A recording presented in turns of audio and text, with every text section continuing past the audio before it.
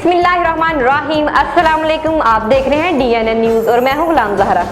अब रुख करते हैं खबरनामे की तरफ। अब होगी खास बचत नेस्ले एवरीडे के साथ।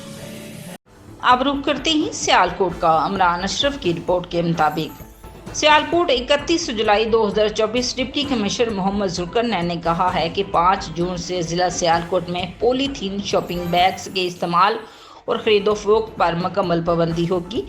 शॉपर बैग्स की फ़रोख्त पर दुकान सील कर दी जाएगी और 20,000 तक का जुर्माना भी करना होगा। ये बात उन्होंने ज़िला अफसरान के अजलास से खिताब करते हुए कही।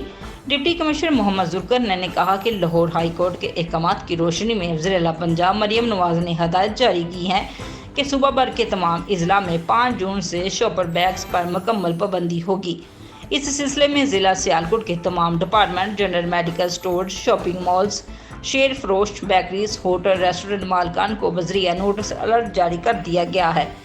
उन्होंने कहा कि इसमें कोई शक नहीं कि पॉलीथीन शॉपिंग बैग्स के बेतहाशा इस्तेमाल से माहौल पर गहरी मनफी और मुज़रे असरात मुरतब हो रहे हैं और सिविल सोसाइटीज़ और तहफ़्फ़ुज़ माहौलियात के अदारों की जानिब से इस पर पाबंदी का दरीना मुतालबा था। और राट पटिशन के फैसले में अदालत आलिया लाहौर ने 5 जून 2024 से सूबे में single time use plastic polythene bags के इस्तेमाल और कारोबार पर पाबंदी आयद कर दी है। उन्होंने कहा कि तमाम कारोबारी अफराद हुकूमत पंजाब और मोअज़्ज़ज़ अदालत के अहकामात के मुताबिक पॉलीथीन बैग्स का इस्तेमाल खरीदो फरोख्त कर दें। नीज़ इस मामलात के हवाले से आगाही बैनर्स भी नुमाया जगह आवेज़ा किए जाएंगे। खिलाफ वर्जी की सूरत में कानून के मुताबिक कार्रवाई का सामना करना पड़ेगा।